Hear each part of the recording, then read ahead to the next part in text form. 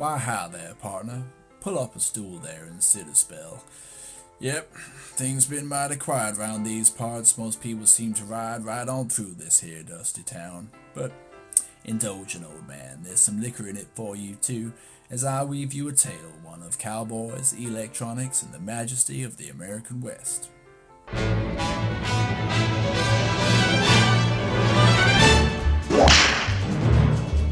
He rode a blazing saddle, he wore a shining star. His job to offer battle to bad men near and far. The American West has existed for a lot longer than there have been books or movies or indeed video games describing them. It seems an oddly obvious point to make, but our images and narratives surrounding the American West are so rooted in popular culture and media that it does bear reminding that the Wild West, as we like to think of it, was an actual historical period. The figures that come to mind when the American West is invoked are the Man with No Name and the Lone Ranger, Arthur Morgan and Will Kane, not perhaps Wild Bill Hickok or Calamity Jane. The images that come to mind are the Mexican standoff, the hand hovering over the revolver. The sounds are those of ricocheting bullets and Ennio Morricone's soundscapes. Pick a random person and chances are that what they know about the American West are stories, told to them through the page, from the screen, through the keyboard or controller. Even before the early Western movies, print media was driving audiences to near frenzy with their stories of outlaws and lawmen bringing the Western frontier under control. The dime novel was where the Western as a genre was born.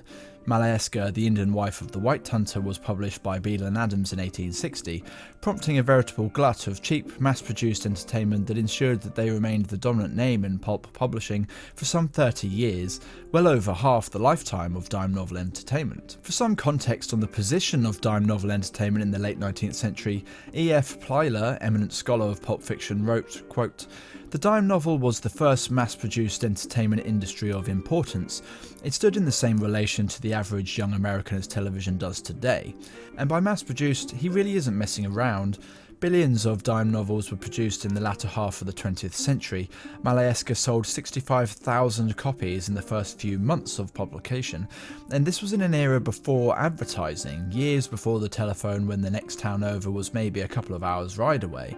Dime novels were big business in America in the 19th century, and this was driven by an audience with a seemingly insatiable desire for the adventures of outlaws and lawmen in the American West."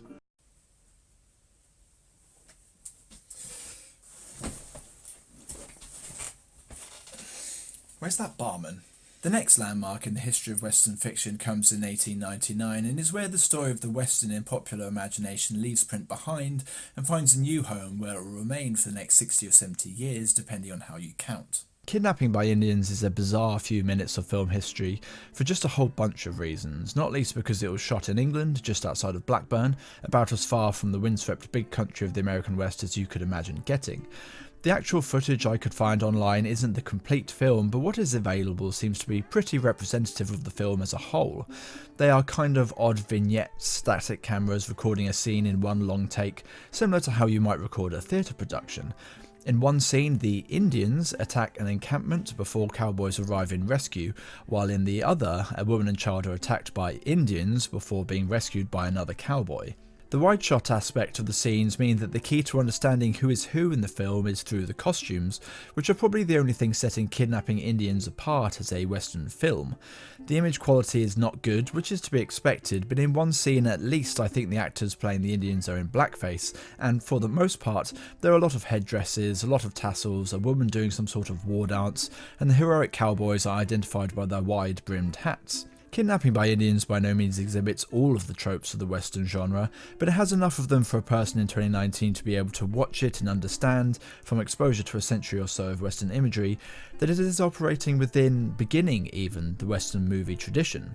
It's important too also to note that the categorization of Kidnapping by Indians as a Western movie isn't some retroactive designation by 21st century academics.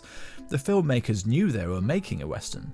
The story of white women being attacked by Indians was common in dime novels of the time, and the briefest Google of dime novel front covers shows where the idea of Indians in headdresses came from. Kidnapping by Indians is understood to be the first Western movie, and the influence of Pulp Fiction on its use of imagery shows the bridge between the two mediums. It hasn't always been so, however, until very recently. 1903's The Great Train Robbery was considered to be the first Western. Though the title belongs to Kidnapping by Indians, The Great Train Robbery is really the first reliably recognisable Western in terms of imagery, themes and tone, and is an infinitely more complex piece of work using multiple camera angles, location shooting, and ideas which are cited as inspiration for some of the most famous sequences in film history. James Chapman argues that the final shot of the movie inspired the gun barrel sequence from the James Bond movies and is directly referenced at the end of Goodfellas. Crucially, The Great Train Robbery exhibits tropes, themes and set pieces which have become almost unavoidable if you were to ever consider what a Western movie would have to do if it wanted to be understood, visually speaking anyway, as a Western. There are shootouts, men in big hats, a fight on the top of a train, a hold-up, large bags of swag, hilarious "I just got shot" acting, a chase on horseback before a final climactic shootout in the woods, and the world's first post-credit sequence.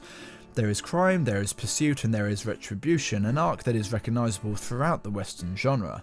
But it isn't just the content of the movie that contributed to what we know as the Western genre, it's how it's presented as well. Quite a lot of the film is shot from a static camera, with the scene playing out in the frame, again much like in Kidnapping by Indians. But there is a scene where the camera is placed on top of a moving train while a punch-up happens in the foreground, and shots where the camera pans over woodland scenery. The relationship between the camera and the landscape changes in The Great Train Robbery, and the use of wide shots in the live locations centres the landscape itself, with the characters' small specks traversing it, motifs that are present in classic and spaghetti westerns years later. The Great Train Robbery is remembered not only for its services to the Western genre, but also for the innovations it brought to filmmaking in general. Composite editing, one visual element superimposed over another, is used in the opening scene in the telegraph office with footage of the train passing to the right of the frame, and the scene inside the train itself, where footage of passing scenery is placed to give the impression of being inside a moving train car. And it blows my mind as someone without too much knowledge of the practicalities of film technology and a PC with editing software, that someone could achieve this effect 116 years ago using presumably spit, string, and a pig-headed unwillingness not to be allowed to wrestle grainy, fragile film reels together to achieve such an effect. The Great Train Robbery was a big deal in 1903. Even its length, a modest 11 minutes by today's standards, was a positive spectacle at the dawn of the 20th century. Everything about the film was new and viscerally exciting. The jump cut on the top of the train where the engineer is switched for a dummy before being thrown over the side even made me do a double take, and I'm a clever YouTube person. The movie set the bar for the Western for years to come in terms of content, cinematographic style, and the raw urgency of the emotions that audiences expected to be subjected to once the lights went down and the opening titles came up. But the Western's time was still to come. Stagecoach made a star of John Ford, its director, Marion Michael Morrison, more commonly known as John Wayne, its leading actor, and the Western genre itself. It won 2 Oscars and was nominated for a further 5. It was entered into the US Library of Congress in 1995, being considered culturally, historically, and aesthetically significant. The introductory shot of Wayne's character, the Ringo Kid, with its remarkable dolly and zoom, even today, is enough for any audience to sit up and really begin to appreciate what the movie is experimenting with. Crucially for the genre, Stagecoach doubled its money, proving to Hollywood that the Western was once again a going commercial venture, after having spent years in the cinematic wilderness, be pictures rather than A movies. Roger Ebert wrote in 2011 that, quote, "Seen today, Stagecoach may not seem very original, that's because it influenced countless later movies, at times playing like an anthology of timeless cliches. You will see saloons, corrals, vast landscaped campfires, and the US cavalry which sounds the charge before riding to the rescue." End quote. In 2019, audiences have seen everything that Stagecoach has to offer, so it is difficult to appreciate just how new everything was to audiences in 1939. Monument Valley, for one. If you don't know where that is, you'll certainly know what it looks like, even if you don't know how to name it.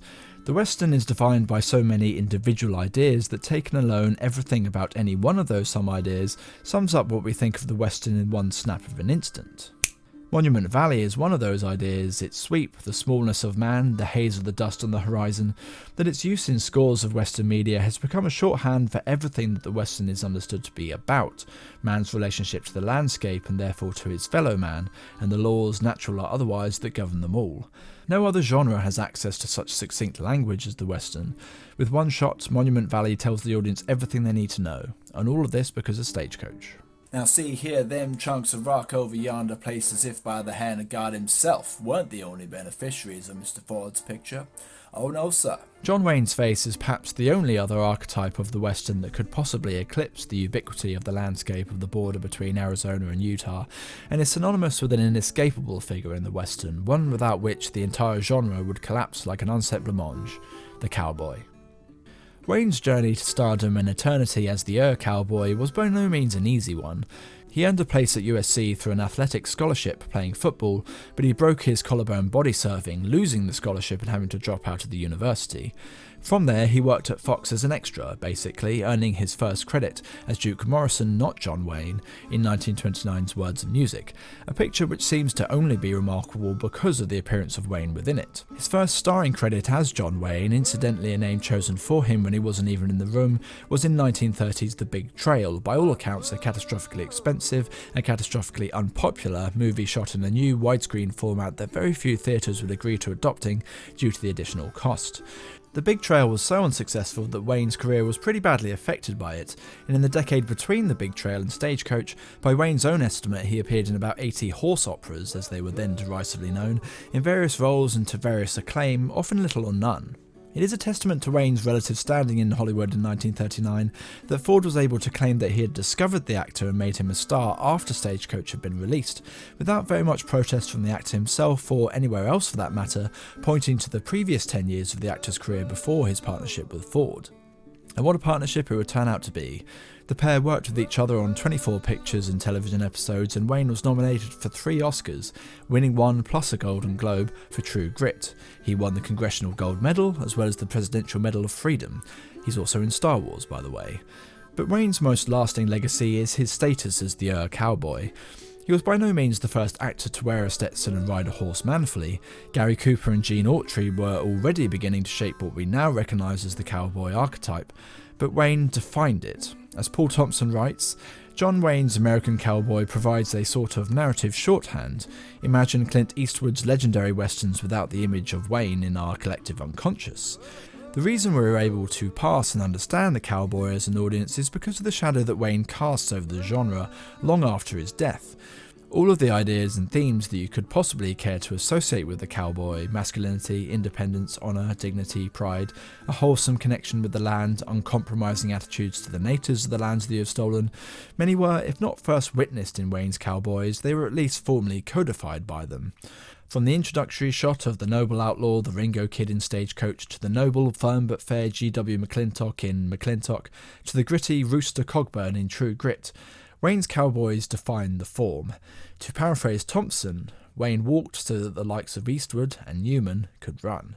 John Wayne defined the cowboy, Monument Valley defined the visual language of the Western aesthetic, but it was Ennio Morricone who defined what the Western sounded like. The spaghetti westerns are most famously recognised in Sergio Leone's Dollars trilogy, A Fistful of Dollars, For a Few Dollars More, and The Good, the Bad and the Ugly, but they were by no means the first to be made.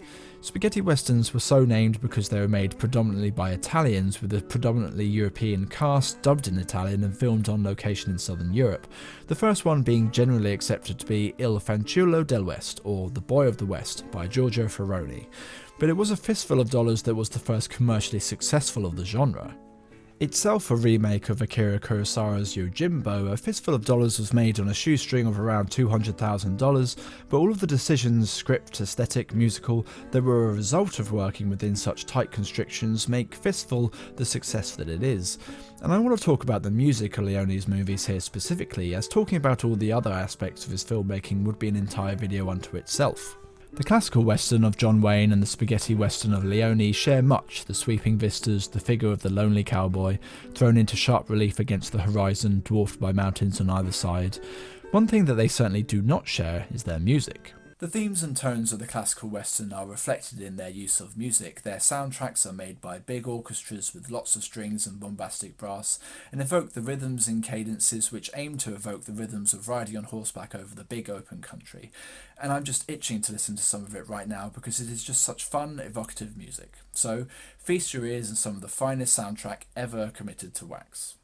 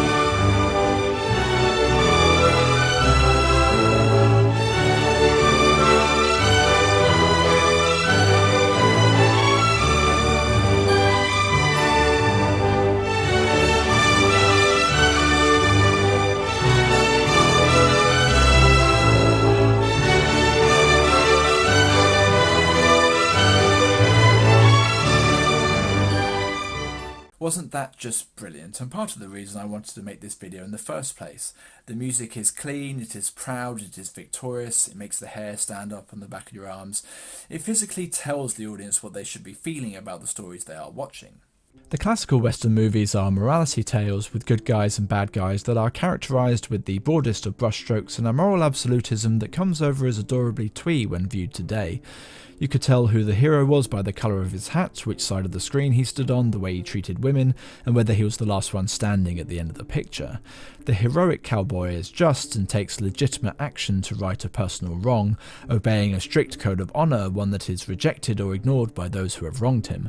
And the music of the classical western supports him in his journey. It is sad when he is sad, it is triumphant when he is triumphant. The music of the spaghetti western, by contrast, is about as far away from the gorgeous strings and stirring harmonies of Elmer Bernstein and Jerome Moross as you could imagine, and this is reflected in the marked difference in tone of Leone's Dollars movies. They are gritty, violent, amoral pictures, and Leone's music is similarly gritty, workmanlike and experimental in terms of form and use of the instruments themselves, and please God can we listen to some of it right now.